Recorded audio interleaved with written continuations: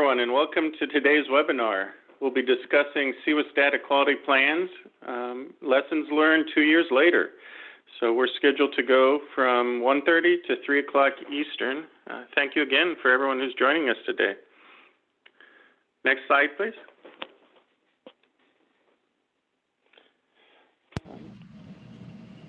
Just a reminder that participating in today's webinar, you're able to submit questions and comments via the Q&A function at the bottom of your screen or later during the presentation over the phone.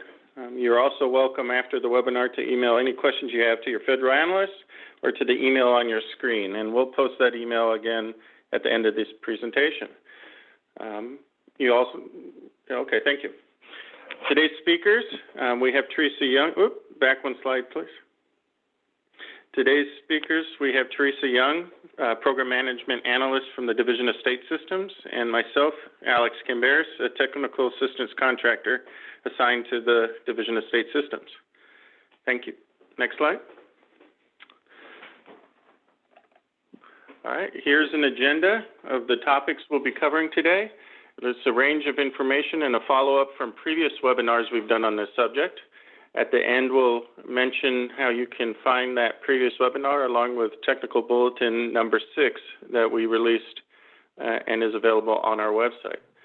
So we'll be covering several topics, including some lessons learned and findings from the past 2 years, and we'll do a deep dive into preparing for biennial reviews, among other things on the agenda. We will save time at the end for any questions you may have and some final thoughts. Next slide, please. We're going to take a brief poll just to get a sense of the audience. The question is, what is your comfort level with data quality concepts? Rush, would you throw up the poll on the screen, please?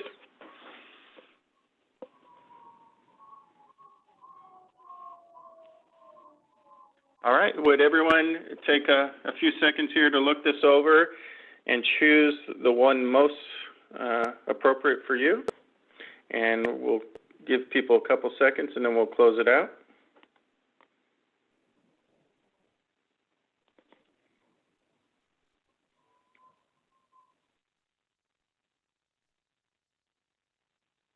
All right, Rush, what does the poll say?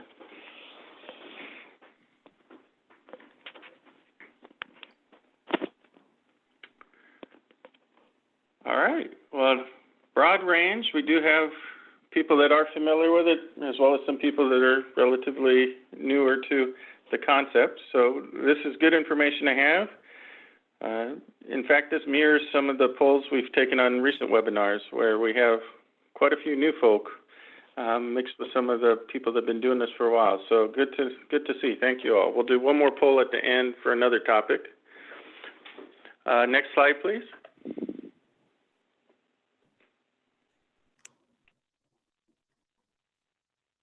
Next slide.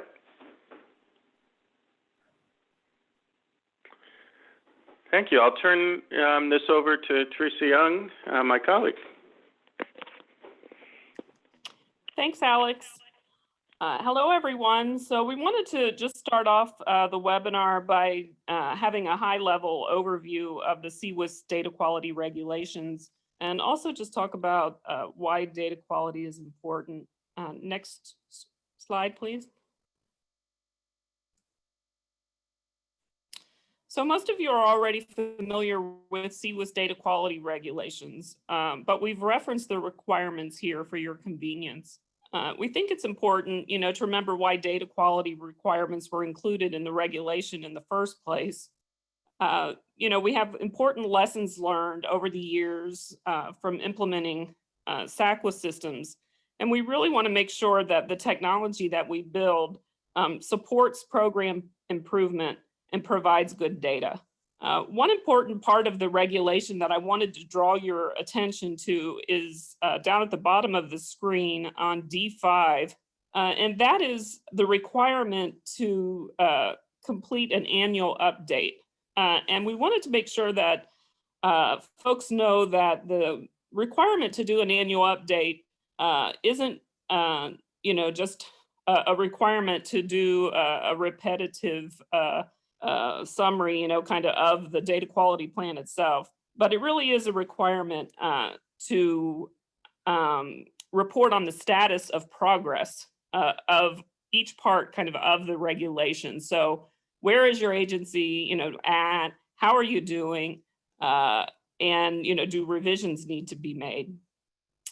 And we talked before in other technical assistance webinars. We want to make sure that folks know that the data quality plan really should be a living document. It's not just a paper document or electronic document for us, for Children's Bureau. It really is a plan to help you, make sure that the system is meeting the objectives that you've set for your system. Next slide, please. So most of you already know why data quality is important. We've noted a few reasons it matters here, but we also wanted to emphasize your role in modeling why data quality is important in your agency, and why, again, making sure that data quality is considered when systems are being built is so important. Next slide, please.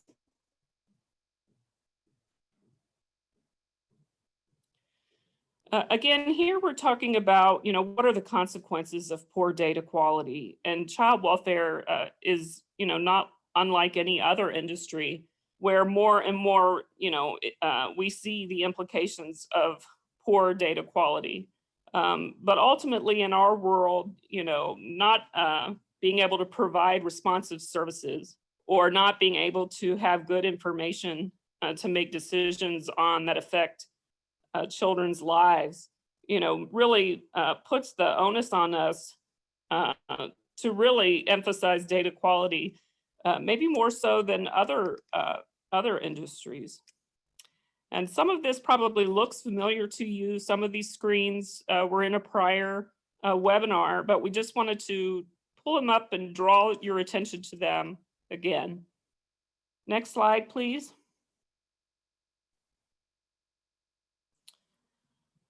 Okay, so this should also look familiar to you. It is in Technical Bulletin 6, which is the data quality technical bulletin at this point. And these were the items or the areas that, a good data quality plan should have. And most of you, for the most part, have followed this outline in most of the plans that we've seen. But we wanted to make sure that that these are recommendations, and that, depending on where your state is, both in the development of your system or the maturity of your data quality efforts, some data quality plans may focus more on data governance, and roles and responsibilities, while, your next update, you may focus more on a particular area, whether it's involving stakeholders or doing data profiling. So we wanted to make sure that states know that you have some flexibility here to prioritize these areas based on what makes sense for your project and where your state is in terms of the priority and what you think is important. Next slide, please. So for the next couple of slides, what we're going to talk about is, now that the transition is more than 2 years old, it's hard to believe that, for CCWIS, we wanted to talk about, what are we seeing and what are the lessons learned for data quality and data quality plans. And I just wanted also to point out that, we say this to you often, but it's really true in this instance, that we are learning together, that it's 2 years of the states, beginning to implement CCWIS data quality plans. It's 2 years, of federal staff really trying to work through the regulation and operationalize, what the regulation means. So when we look at these lessons learned, we do have areas of findings and areas of innovation. But I want to challenge us as we're looking at the findings, you know, to think about how we can do things differently and how we can improve in those areas, but not necessarily to see this as, you know, negative feedback to all of us. I mean, I really think it is just sort of a synopsis of where do we see improvements, you know, that need to be made. Next slide, please. So one of the findings that we see has to do really with the maturity of data governance. And, you know, again, agencies have been all over the map with this, some having, you know, no real data governance structure or very informal data governance structure, and others having, you know, a more structured approach in their organization.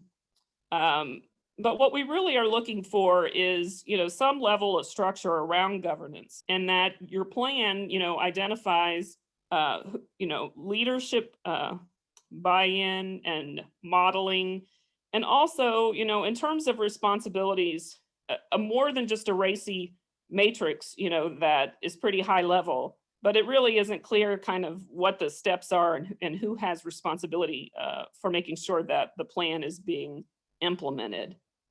And, you know, the other part of governance is communication and making sure that the data quality priorities and progress in plans and the effectiveness of those plans are being communicated throughout the agency, as well as to, you know, your important stakeholders. Next slide, please.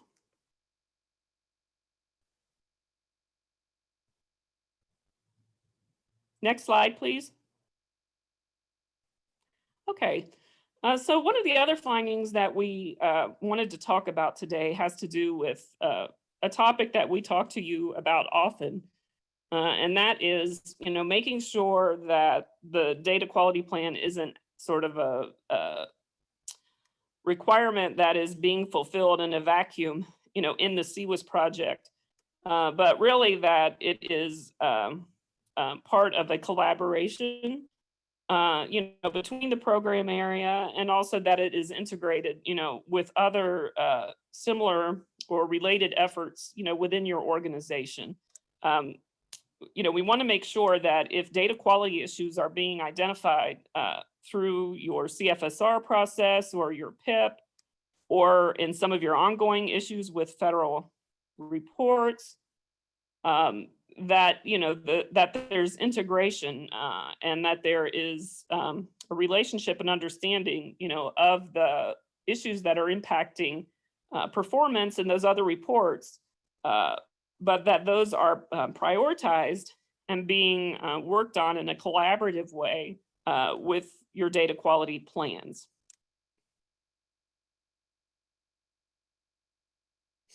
Okay, next slide, please.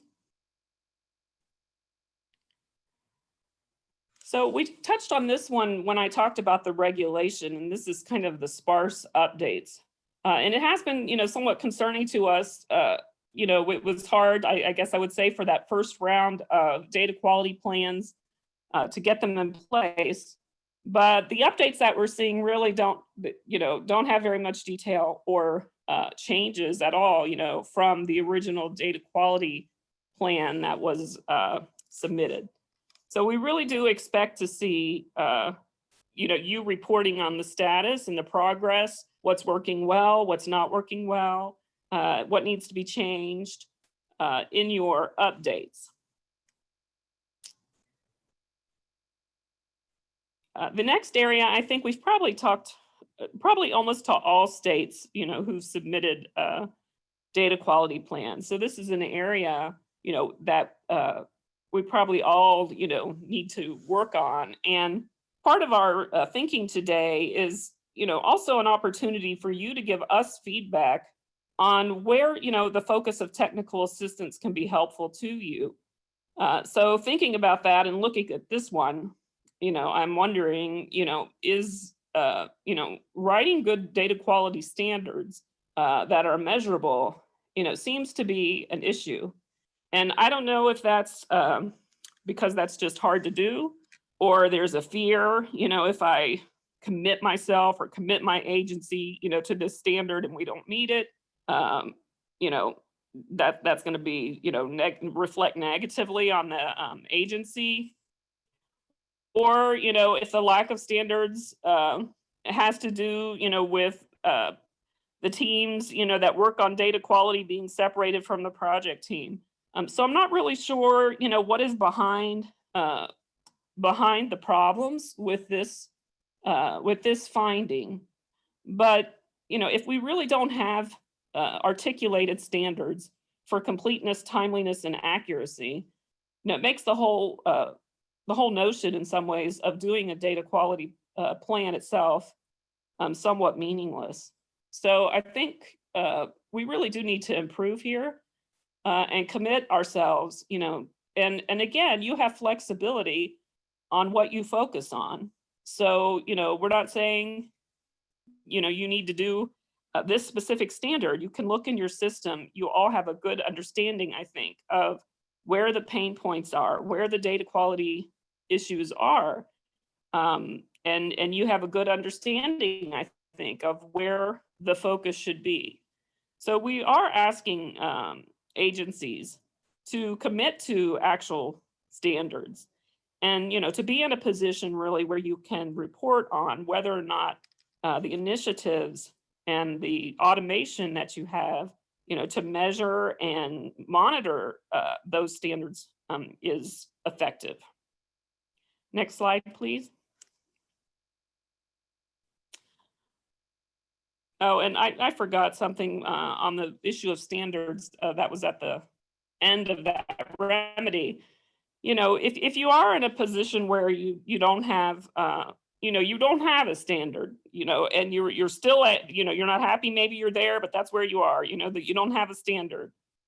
Okay, I mean, we're trying to be flexible, but we need to see reasonable timeframes for when you're going to get there. And particularly if we're 2 years into this, we really still shouldn't see plans that say, don't have timeframes or steps, to really get there. So if you are sending us one and you don't have standards, you should have a reasonable time frame in your plan for when you will commit to those standards. Next slide, please.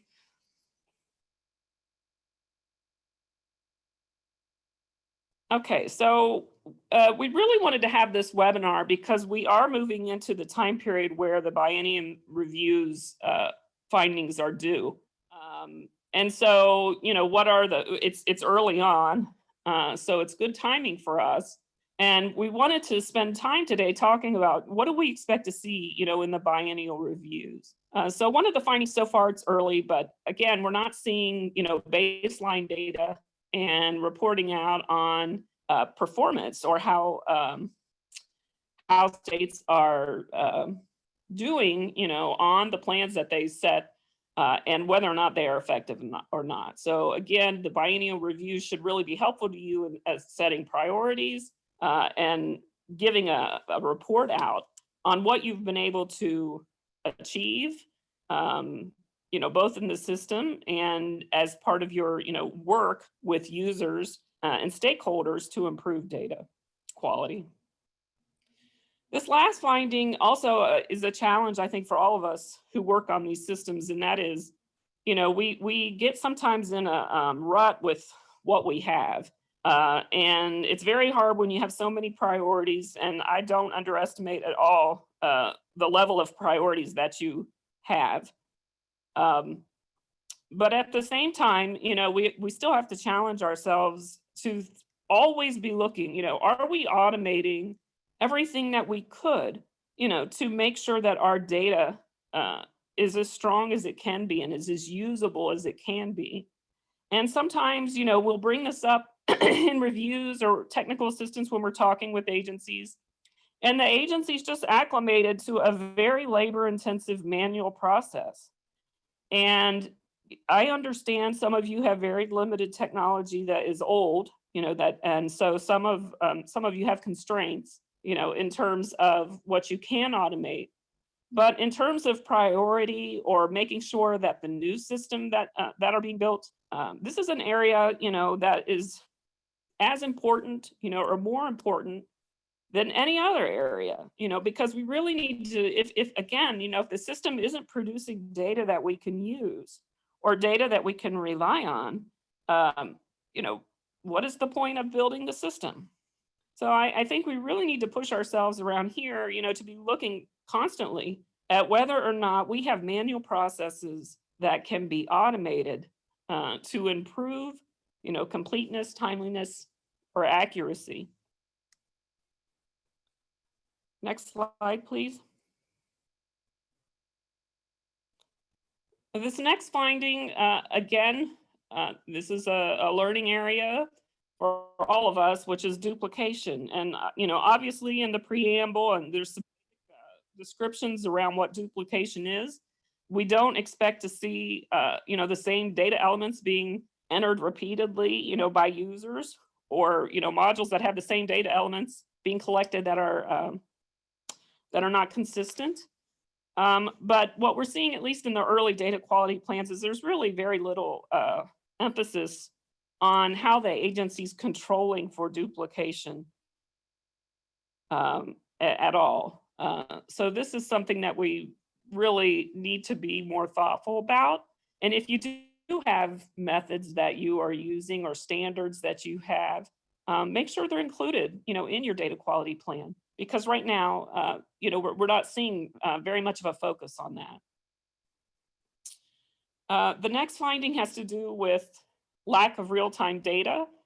Again, we recognize that some of you have constraints, based on the technology you're using.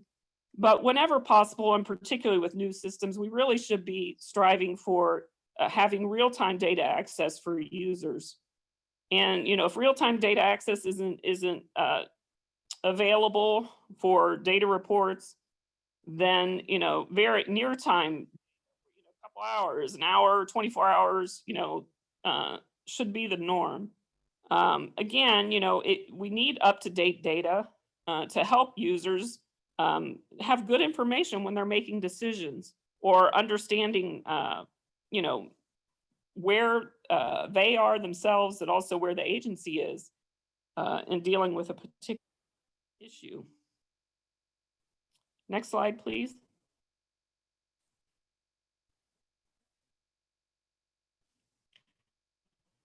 This next finding, really, this is probably, most of you who've been around for a while know this is a pain point with CCWIS systems. But, it's also something that even in the newer systems that we often hear when we do interviews with stakeholders. And that is, even if you can get the users sort of focused on data quality problems, they don't know what to do to fix them. Or if they know what to do, the process for being able to fix them is overwhelming. It takes too long. They might have to call the help desk or, work through a lot of historical data and records, to try to get something fixed. So, again, if you have an older system and you have constraints, on what you can do to address this, that's somewhat understandable. But if you're building a new system, and you really should have requirements, that relate to ease of use for correcting errors. We really don't want to repeat, some of the lessons that were learned from CCWIS systems where users can't easily, modify their data. Of course, having things be tracked, when changes are made. But it should be pretty easy, for a user to know that something is not correct or is entered improperly, and to make, be able to change that data or know what they need to do, to fix data in the system.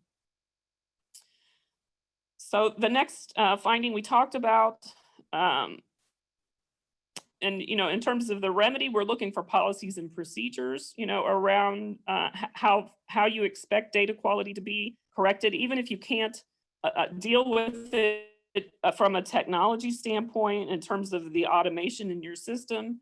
Trainings and communication, to users about how you make corrections should just be standard. We really shouldn't see or talk to users and they have no idea, what they need to do in order to correct data problems. We talked a little bit about the level of automation. And again, CWIS offers the opportunity to have more data exchanges than we had in the past. So we should be seeing, your exchange standard for those exchanges that it applies to. And in your documentation, your system documentation, your data quality standards for exchanges should be documented. So we should be seeing, data dictionaries and your defined exchange protocols and, formal data sharing agreements and protocols for how information is shared between systems. Next slide, please.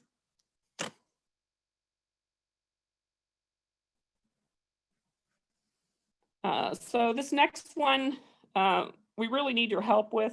We haven't seen in some ways deliverables in very many proposals or in contracts that really clearly spell out what the vendor's responsibility is as it relates to data quality automation in CWIS systems, or even in if you have vendor helping you with your data quality plan, what their responsibilities are. Sometimes we see vendor data quality plans, not to pick on them, but it's pretty clear sometimes when we get the plan that it's totally divorced from the program, from the state's responsibility, where it'll just say things like, the vendor's going to do one or two things, and 90% basically of the regulation is the state's responsibility, but there's nothing, nothing really addressing kind of what the state's responsibility is. So it's fine to have a vendor help, but we really need to see, good coordination and collaboration between the vendor's role and the state's role.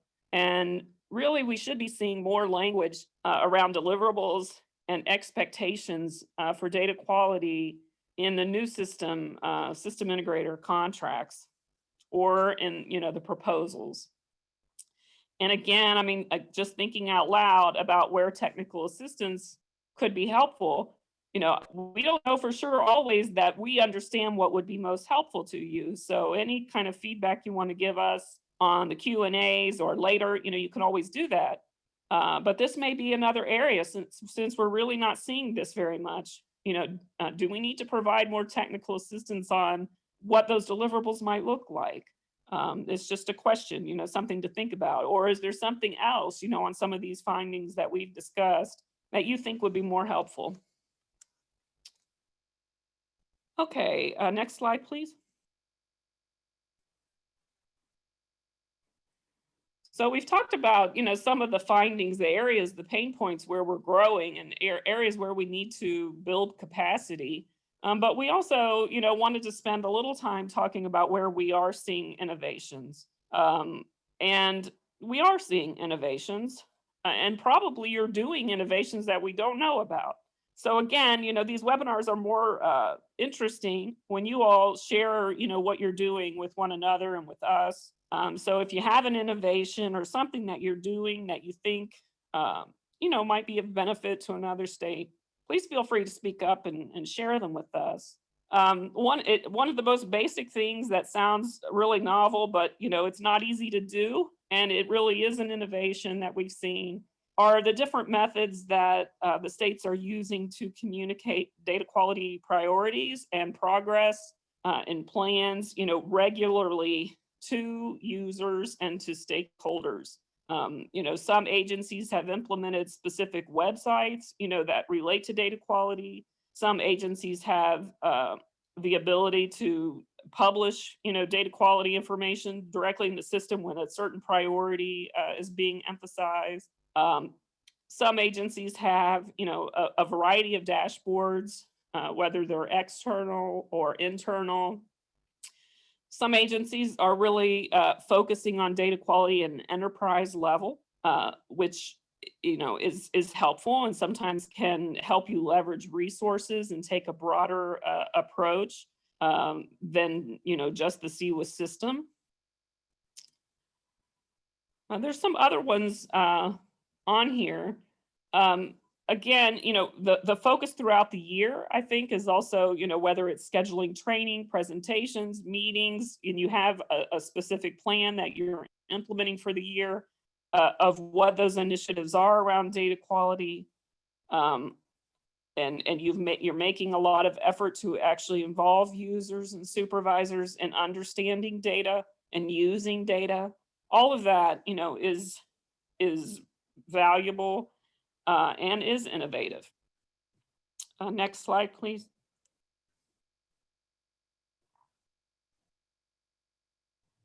Next slide, please. Okay, thanks. So some of you are using third-party software tools that are new, that have come on the market.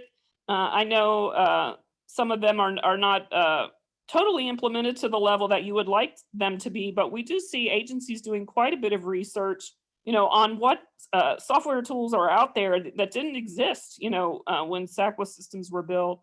And, even if you haven't been able to use that third-party tool totally with your system, we do see some states really profiling their data. So whether it's, trying to control duplicates or matching data, other states have done a good job of profiling the confidentiality, around certain data elements, whether that's, certain policies or security or confidentiality requirements around personally identifying information or adoption information, or reporter information in the intake module. So, it is very important, to have a process really for profiling both, kind of the results of your data, but also, the standards and the requirements that are in your system for different types of data. The most important innovation probably really is, again, just using the data from the system.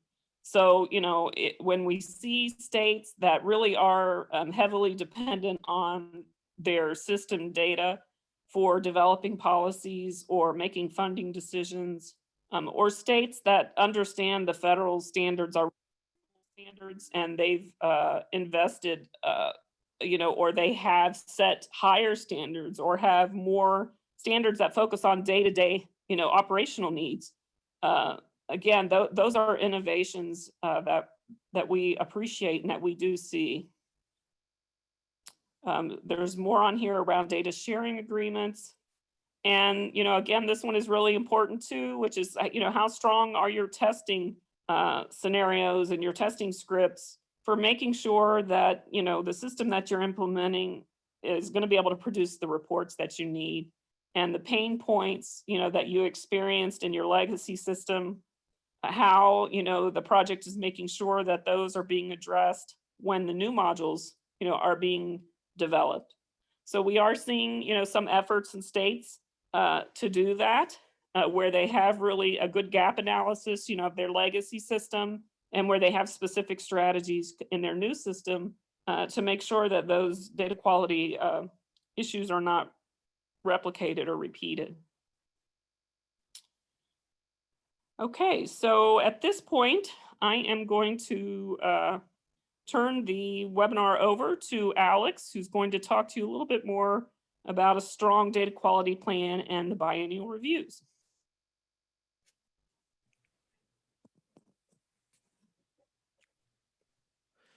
Hey, Teresa, this is Jordan Panning. Sorry to jump in here. We have been getting a lot of really great questions. Okay. So should we take a moment now to answer some of these before moving into Alex's segment? Sure.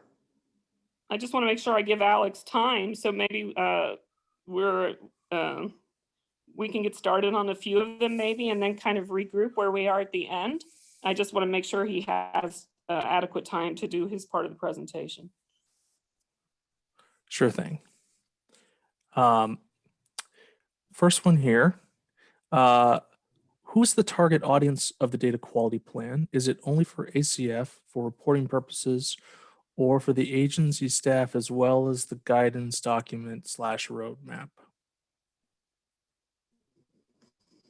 Yeah, I would say, it is not a plan for ACF. You know, it is a requirement, obviously, for it is a plan that is of value, you know, to your organization and the priorities, you know, that your organization has. And, you know, the thought behind it really is to make sure that technology is supporting those priorities, you know, that there's integration in the system development for the data quality issues and priorities that are important to the organization.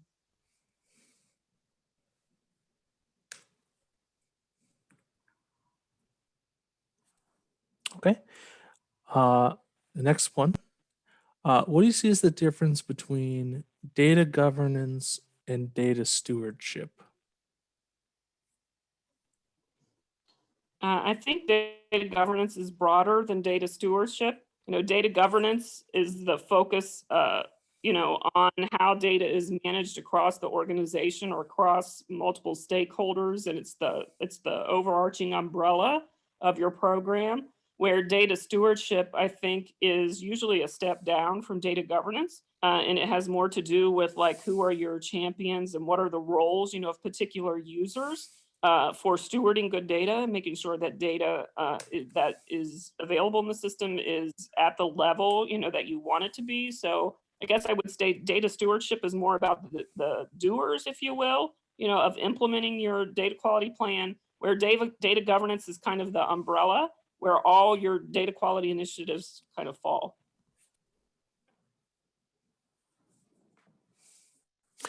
Okay, the next one here. Alex, I don't know if you want to add anything. I mean, I don't have to answer, you know, these by myself. So if there is something you'd like to add or say, please feel free to chime in.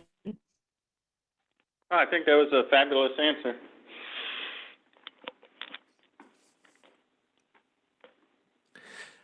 Our next question here is, since data quality is listed as one of the topics to be covered in the data quality plan, besides data governance and other areas, will it be less confusing to name the plan as a data plan or data strategy plan instead of a data quality plan? That's an interesting suggestion. And, you know, I think the agency's free to name their plan whatever they want to name it, you know, but for us, in terms of the regulation, if you're submitting that plan to meet that aspect of the regulation, you know, we're more concerned about the content, you know, and whether or not the whatever you're sending in, whatever you name it, is addressing, you know, the priorities of and the requirements that are in the regulation. But if you want to call it something else, you know, maybe that is a more appropriate name, you know, so I think that's a good suggestion. And if an organization wants to do that, I don't think we would have a problem with that.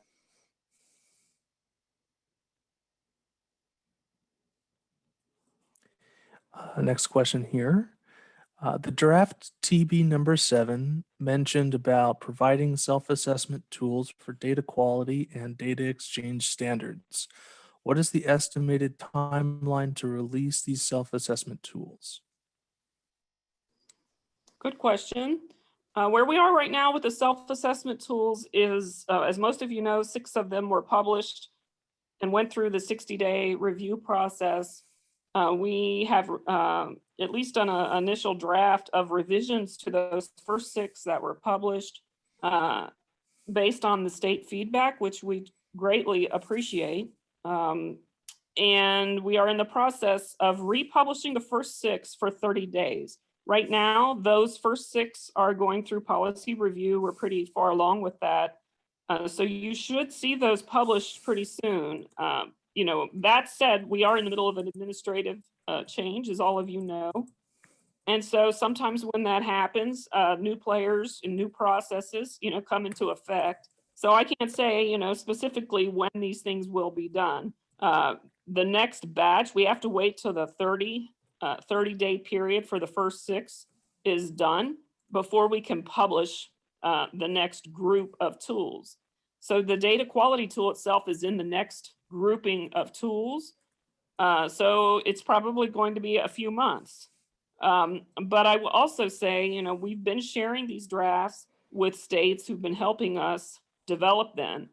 And so, you know, if you want to see one or it hasn't been shared with you, or you want to give more feedback, even on the draft, even before it's published, in the PRA announcement, we're open to that and we appreciate it. So if you haven't received it and you want to look at it, just let us know.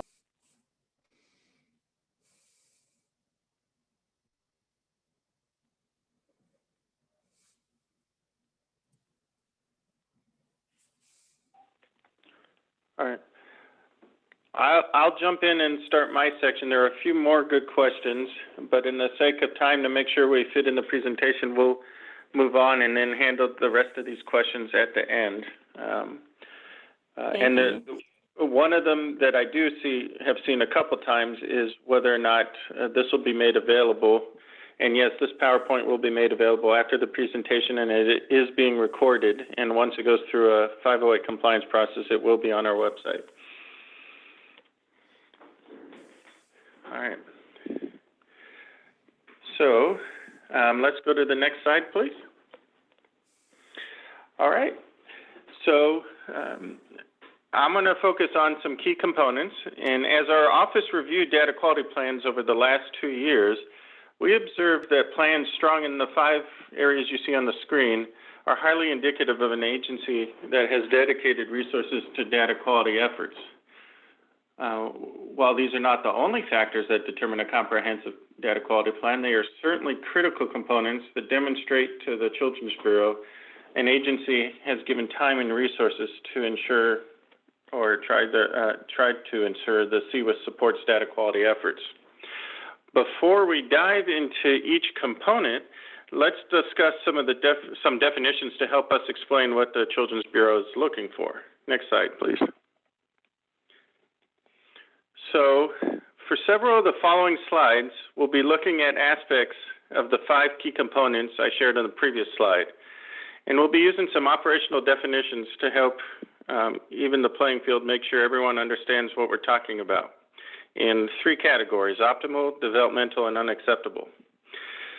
This is to illustrate what sets apart plans that optimally address data quality with those plans that are developmental or unacceptable. You may be familiar with this concept.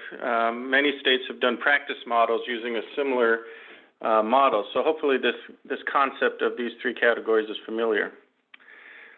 We recognize, and Teresa mentioned earlier, that many states or agencies are building capacity and are seeking to improve data quality efforts.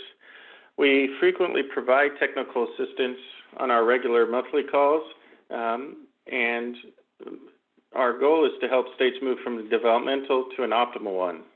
And please contact your federal analyst if you have questions or would like additional technical assistance regarding data quality plans. So we will now address the 5 key components one by one and discuss some optimal practices agencies should consider when drafting their plans. Next slide, please. So the first key area is governance, and we talked a little bit about that earlier, and Teresa mentioned that in one of her answers to a question. But data quality plans should clearly identify the data owners and stewards and the people or positions responsible for the CCWIS data governance. But this goes beyond just listing roles and responsibilities or inserting a RACI chart of who has what duties and who's accountable for what. We're also looking for evidence that the agency leadership is involved and resources have been dedicated to data governance efforts. And assigning data quality to an individual or a project team is not sufficient.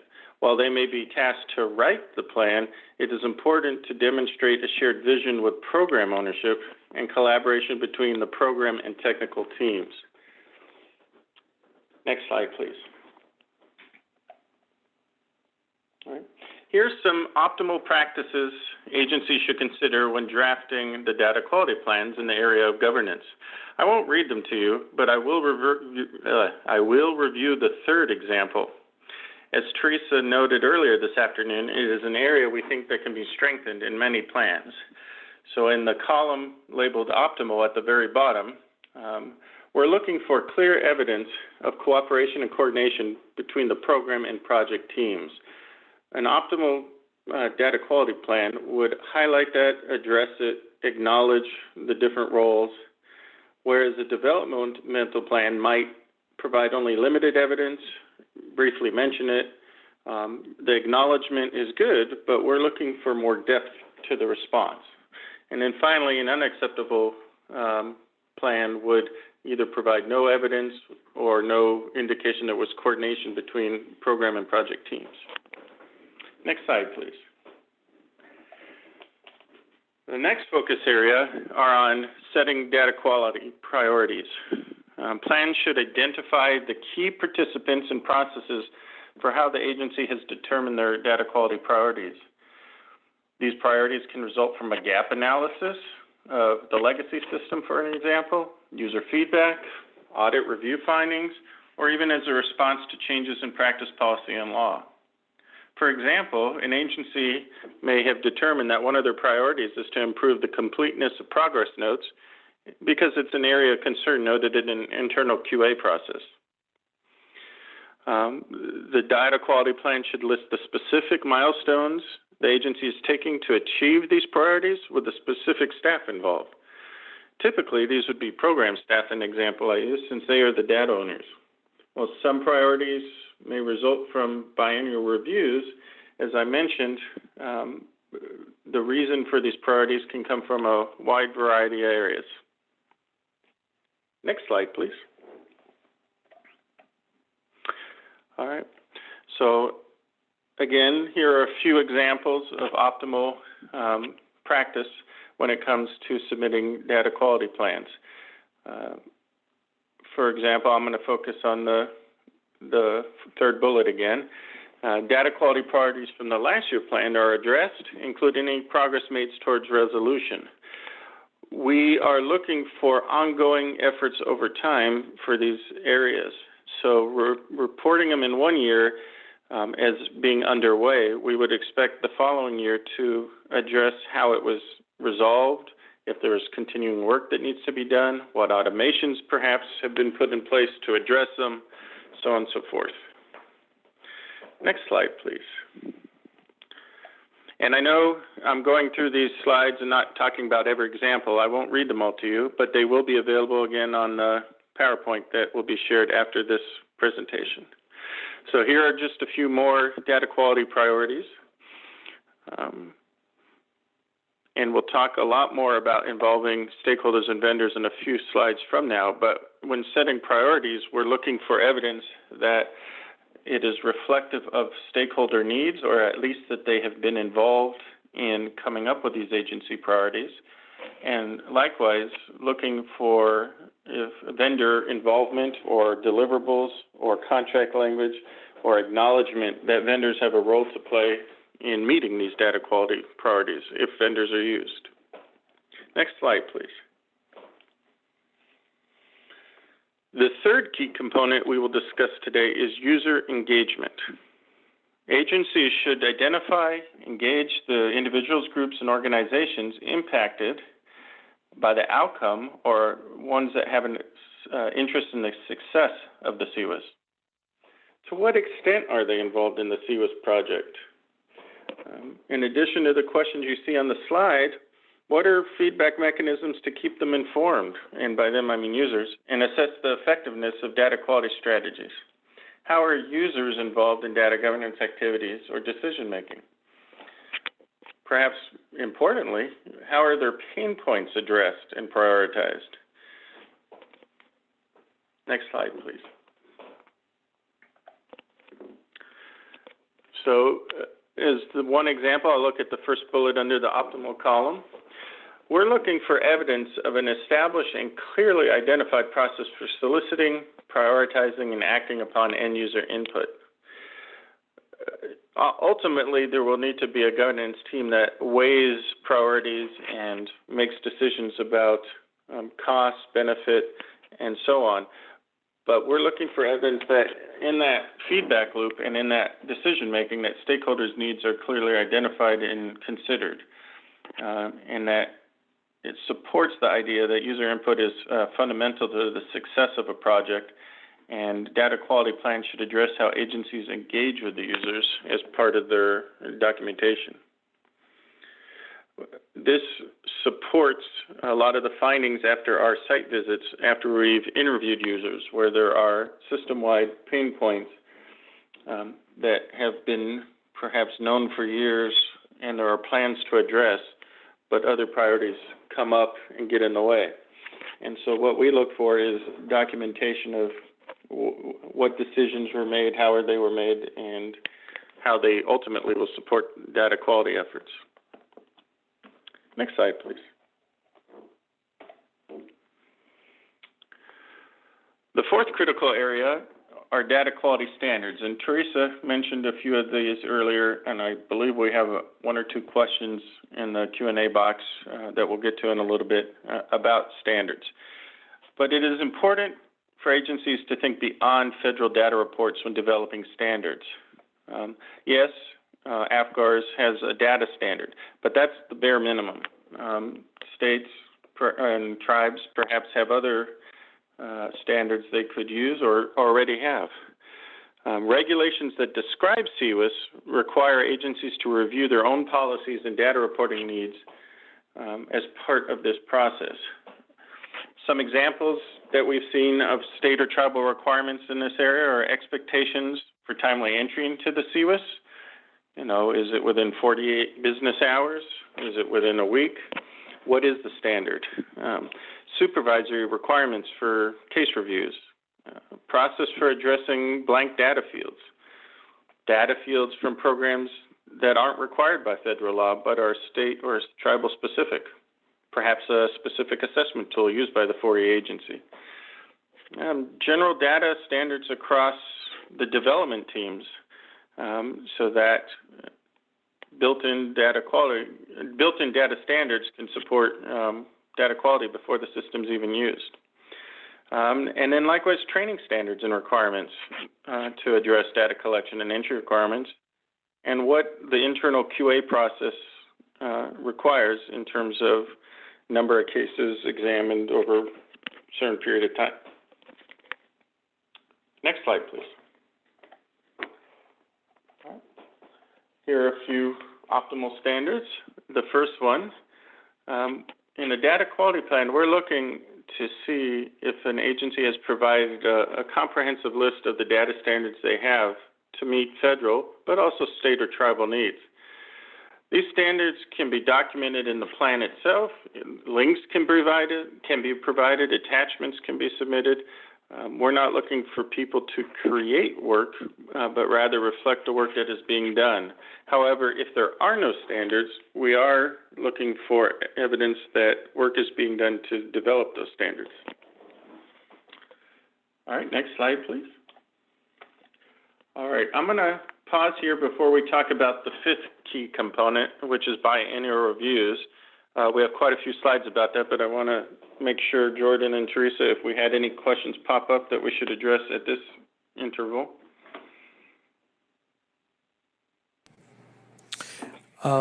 We do have a number of questions to go through. I can state some of those now if you want to go over them. Why don't we take two and then we'll resume? Okay, we'll do two. The first one here, is there a reason why states can't mirror the accuracy and timeliness standards articulated in AFGARS and NIDed regulations? So I will answer that. You know, the agency can use the federal standards for, you know, where they exist for the existing federal reports if the agency chooses to do that.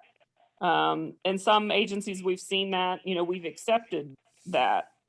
But I do think, you know, if we're talking about just the continuum of doing really strong data quality, you know, the federal standards should be minimal. You know, AFGARS reports are 6 months old, you know, and users, you know, need information, I think, about data quality issues, you know, day to day, you know, and they need to know how they're doing and what they can do, you know, to change practice or improve practice, you know, sometimes more frequently than what federal data standards will tell you. But, is it a place to start and can you use them? Yes. Do we think it's, better practice and stronger to go beyond them and focus them more on the actual areas that your agency is struggling with, or that you found, to be most needed by your users? That would be stronger.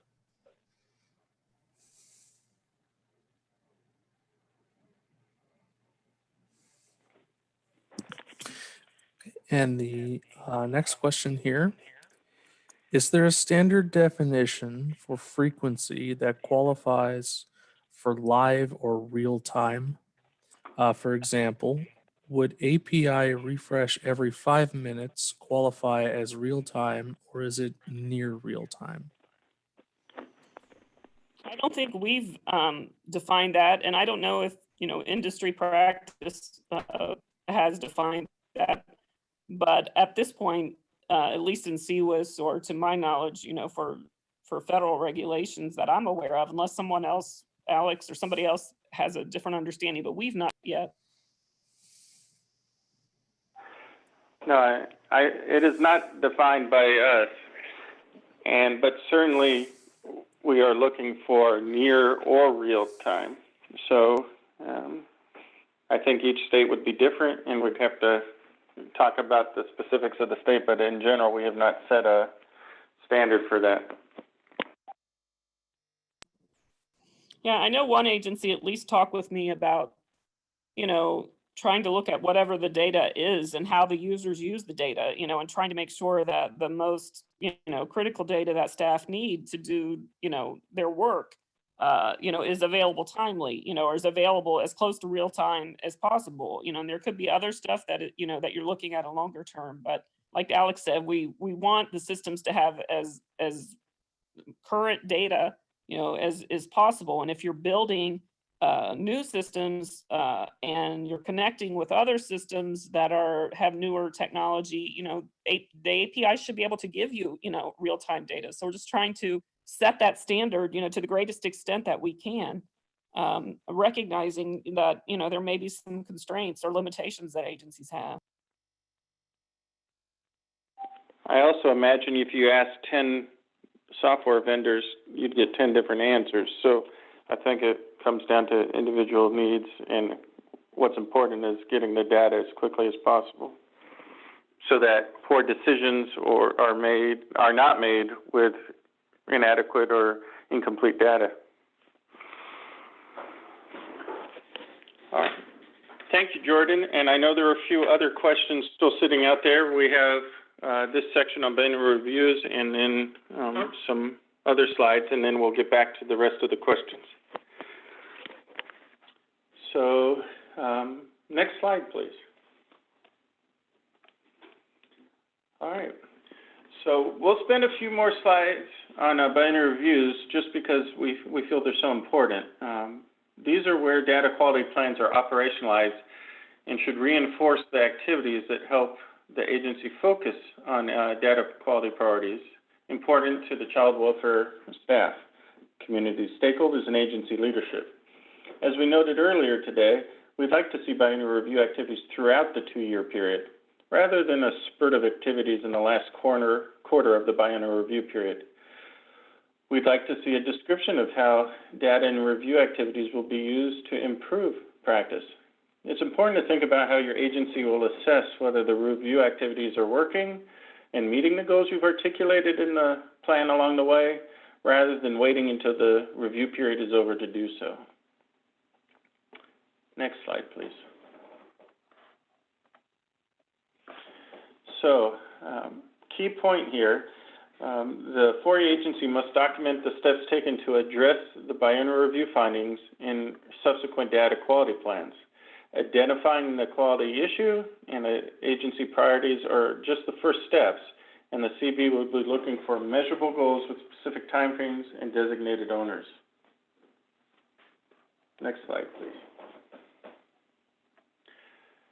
So, again, here are just a few examples for you when you get a copy of this document to look over and see what we're looking for in an optimal plan. But as one example, I'm going to focus on bullet 3 again, just because that's a theme you may have noticed throughout this presentation, that we're looking for evidence that there's coordination between the program and technology teams to conduct the biennial reviews and address any findings.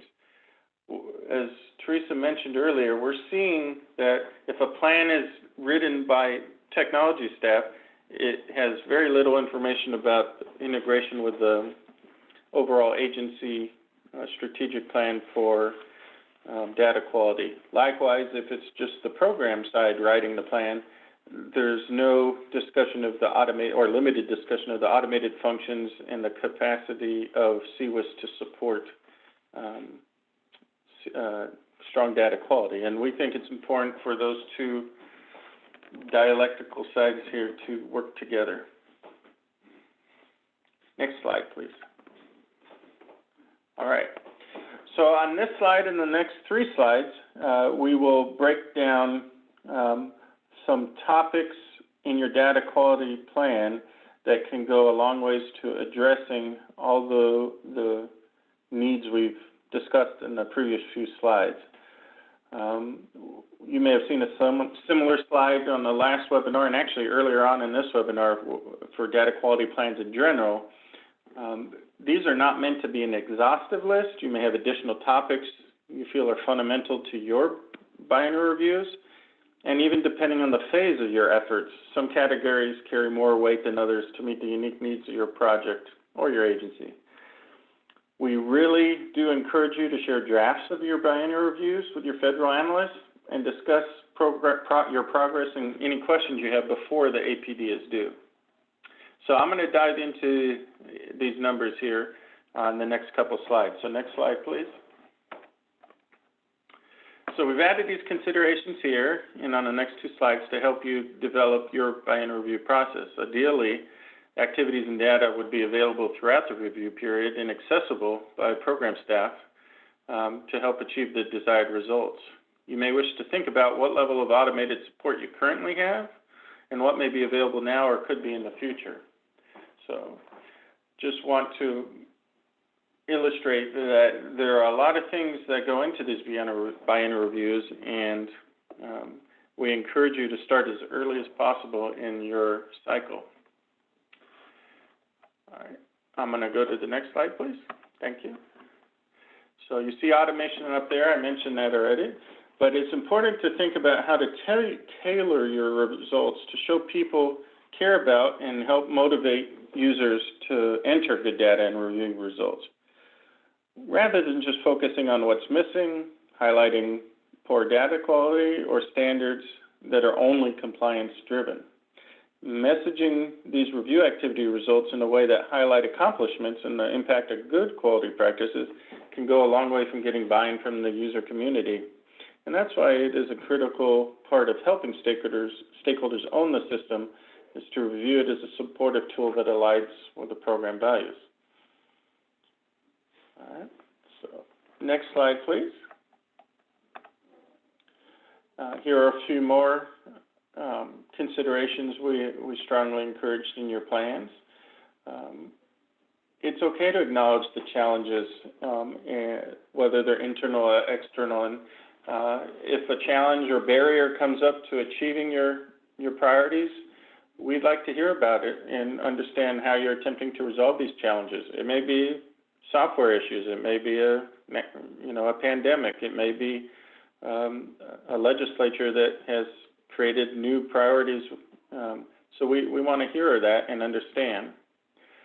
And as we mentioned earlier, as time goes on, we expect these data quality plans to build on each other, and future plans to close out earlier priorities and needs and come up with new ones as time goes on. Next slide, please. All right, thanks for staying with us so far. Quick time check, it's 2:38. We will now transition to another quick poll, and then we'll dive into some Q&A and a few final thoughts where we'll get to your questions. So Rush, if you cue the poll up ready, the question is, what are the top barriers to data quality efforts at your agency.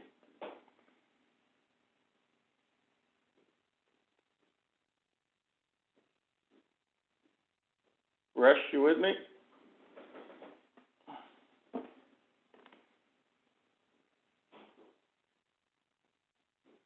There we go. All right, if everyone would take a minute to fill this out, please choose the top two barriers.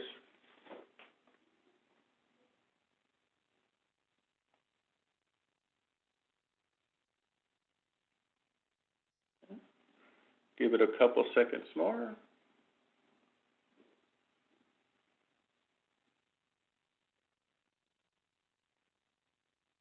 All right, so Rush is going to compile that here.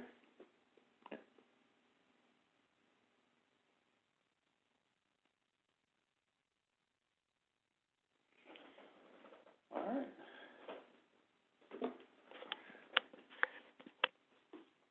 Wow, every category is pretty consistent there.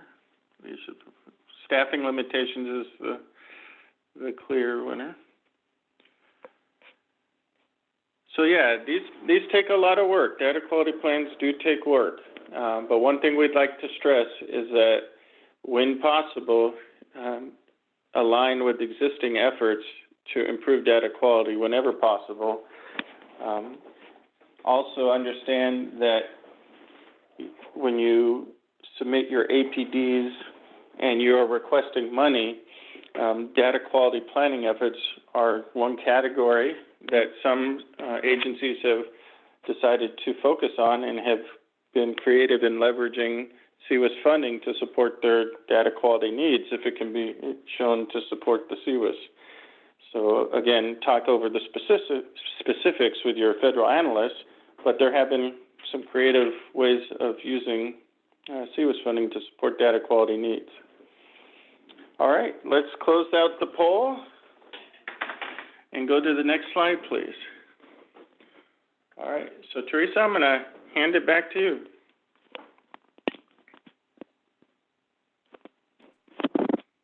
Thank you.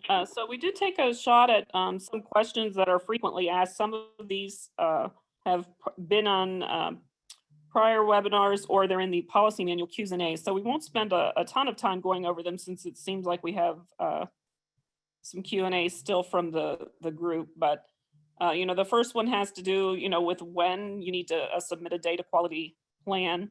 Again, you know, it's a year, you know, basically from when you declare, and then you do an annual update every year, you know, in your APDs. And the biennial review is, you know, every 2 years. Can existing data quality plans or continuous quality improvement efforts meet the requirements for the CCWIS biennial review? You know, I think, as Alex mentioned, we've been emphasizing, you know, the need for how the CCWIS plan is integrated in the overall agency's CQI efforts and data quality efforts. We have had some states who just want to hand us the CQI plan, and, you know, it doesn't really meet the CCWIS requirements. You know, we do want to see integration of efforts and collaboration, but if you just turn in a plan and it's a CQI plan and it really doesn't address, you know, timeliness, accuracy, and completeness, or duplication in your system or automation in your system, you know, it's not going to meet those CCWIS requirements. Next slide, please.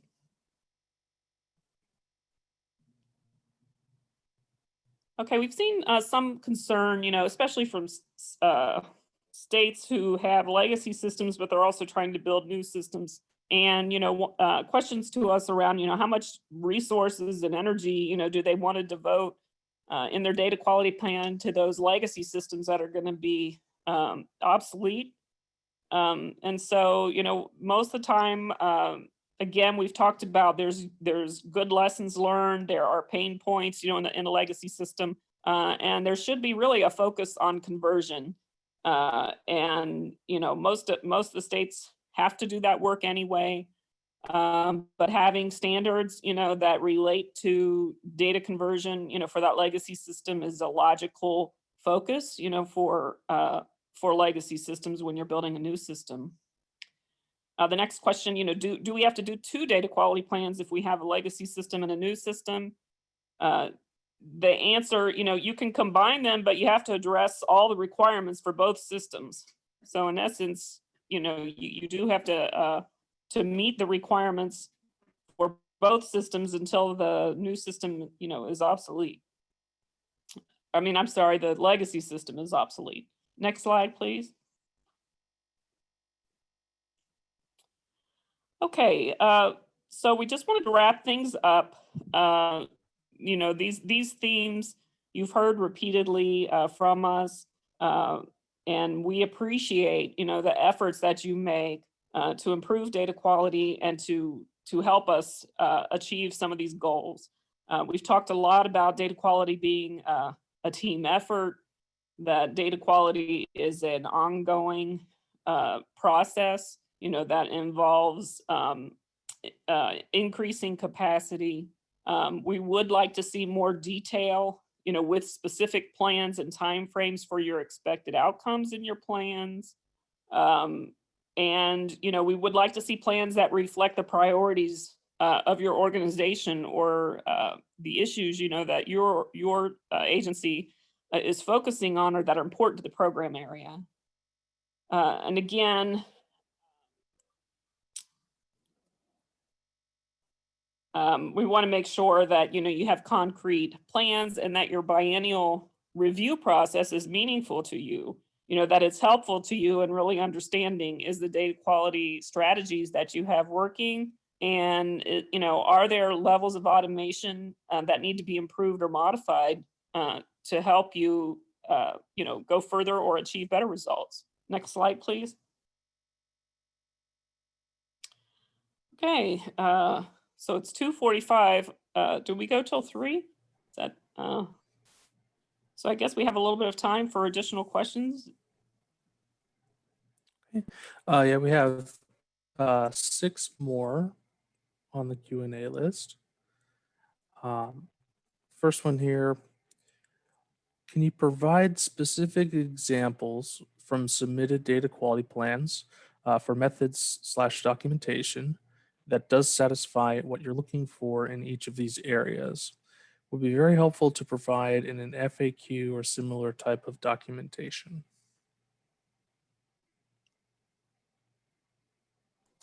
I think, to be honest, most states have gotten conditions with their data quality plans.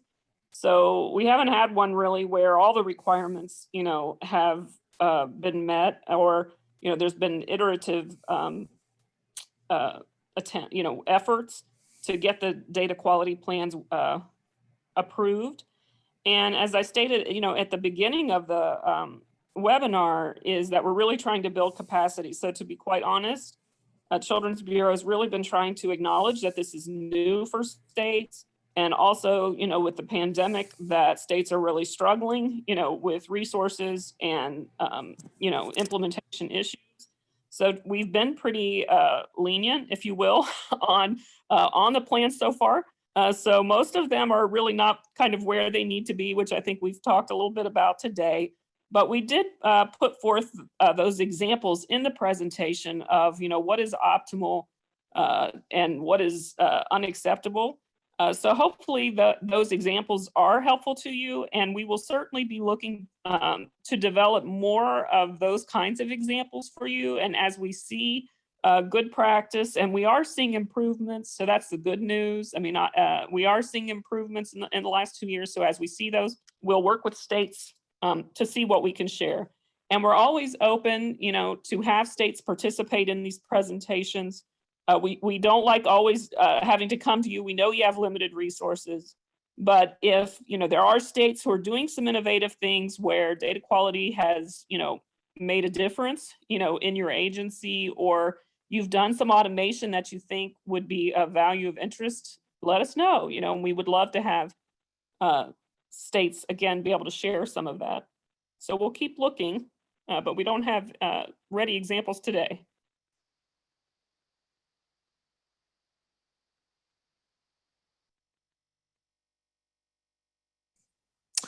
So the next question also gets into some examples.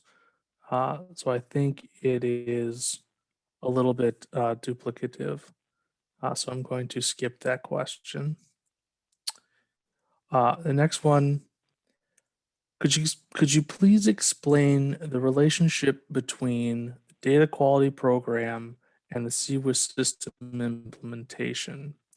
You mentioned about creating schedules for the data quality activities and including them in the data quality plan.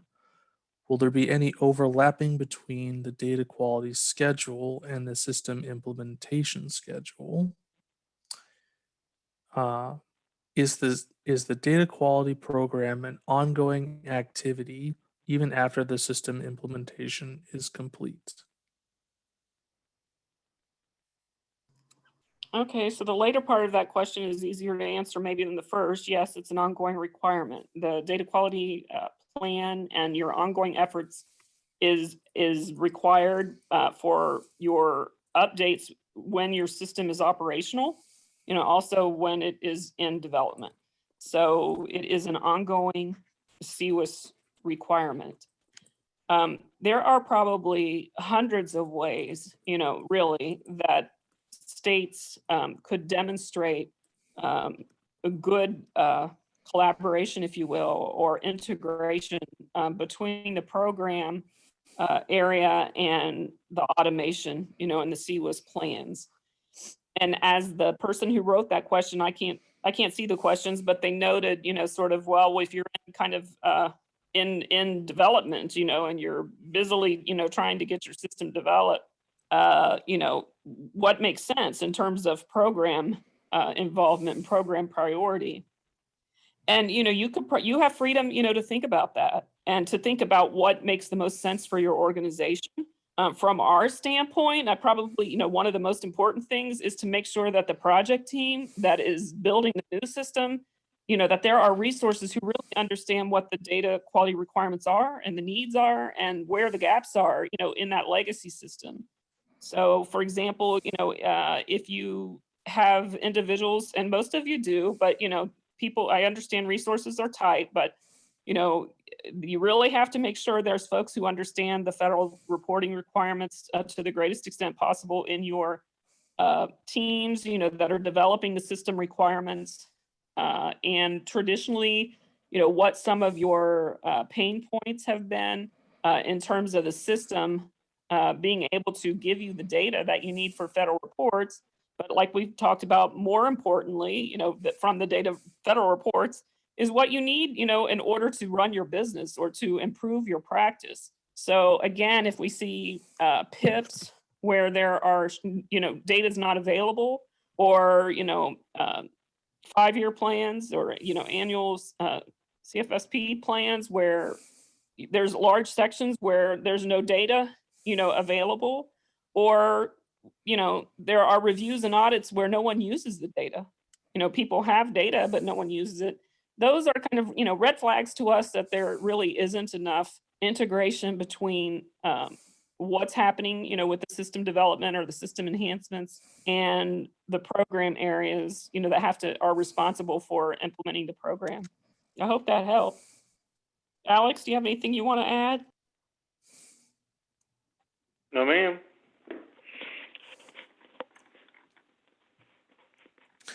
The next question here, can you provide examples of states or agencies that are engaged in high quality efforts to publicize and share data quality efforts?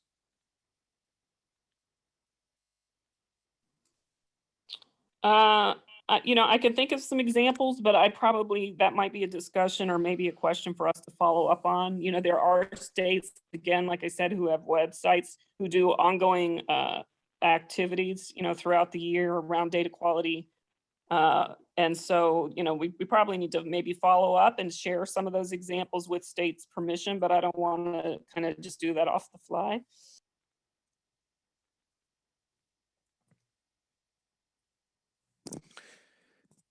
Okay. The next question here. When you say agency-wide, you mean program-wide, as in child welfare program, correct? Are state HHS agency is working on its own agency-wide version of data governance. You're not trying to mix them within the child welfare requirements lens, correct? Obviously, an agency-wide approach is valuable, but that agency effort is driven by multiple federal programs as well as a vast set of local stakeholders. Yeah, I think our main focus really for CWIS is child welfare program. However, I think one of the innovations that we talked about is a lot of the, not a lot, but, states are building enterprise systems. And so the systems are not as siloed, as they used to be. And so many states, well, not many, but even if the state isn't developing a enterprise system where the other health and human services systems, are on a shared platform, states are interested, in having data in data warehouses, because child welfare doesn't really operate in a vacuum, in terms of the data. So it really depends on the organization itself and their approach. There are states who do have centralized data quality at the state level, where there are data quality officers at the state level, and so the CWIS requirements are impacted, by the state organization or the state approach. But in terms of CWIS, yeah, we're talking about, in terms of the CWIS regulation, the child welfare program.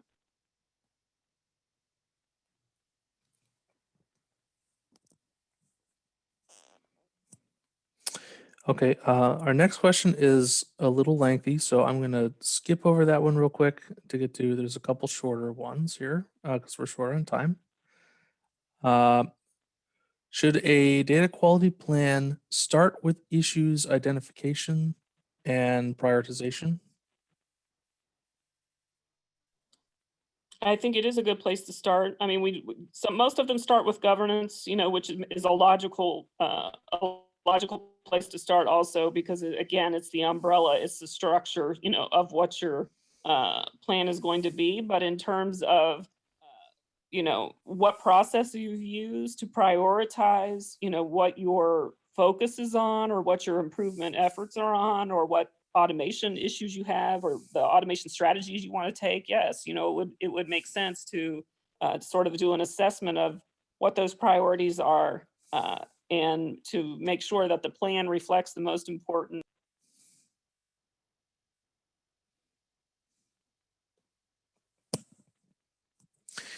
Next question. Even if a single data quality plan hasn't been completely approved, can you share pieces of various plans that are in good shape? I think we will work on it. I think we kind of already answered some of that. And again, we're trying to build capacity. So that was the point of this webinar, really was to provide a vision, for what optimal really looks like in some of these areas, and also to help you and help us, sort of identify what should we focus on. The regulation itself is, as we said, really comprehensive, and you can get overwhelmed, trying to focus on everything.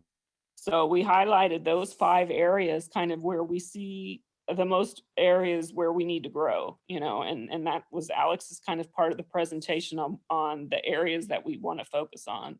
So we will be looking for examples, and, again, we will look for an opportunity, to be able to share some of those.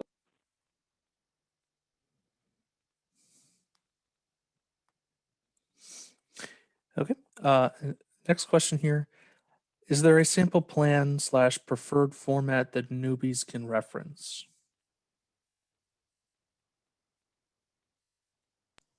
I think probably in the technical bulletin, that's probably as close as you're going to get, to a template. One of the dangers, we've talked about, and honestly, some of what we've seen with that is the, initial data quality plans are sort of parroting back the regulation to us, or they're parroting back, the sections that are highlighted in that technical bulletin 6, but they're not operationalized for the agency itself or for the system, the specific CWIS system. And that again is where we see areas for growth, but there is a basic outline, that was in this presentation, and an outline that is in technical bulletin 6. And Teresa, if I may add, if you direct yourselves, once you get a copy of this, to slide number 10, we do have some high-level bullet items that states have reported to us they found useful in developing their initial plan. So to the person who asked that question or anyone else, combined with what is at the end of the technical bulletin with this slide, and also the previous webinar we did January or February 2019, I think it was, may be of interest to you if you're developing your first plan.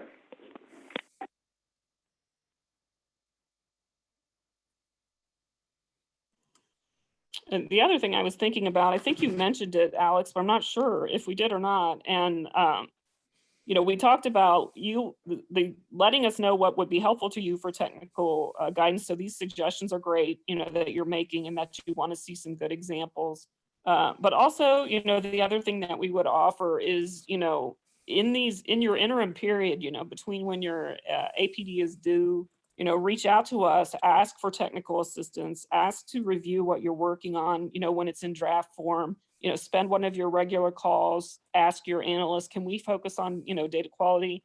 And, you know, if they've got other things going on or they want to pull in other resources, you know, we want to try to do that, you know, to help before your biennial review or before your plans are due. And, you know, again, maybe folks have some other ideas about technical assistance we can do that would be helpful.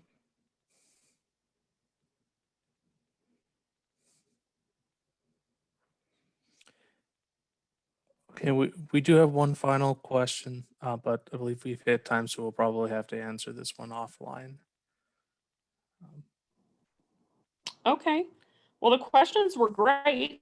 We really appreciate the interest in this topic and the participation. So we will be looking at your feedback, going back over the questions that you gave us. And if you think of things, you know, after this webinar is over or when you're doing your regular work, please feel free to reach out to us. And we appreciate your time today. Have a good afternoon.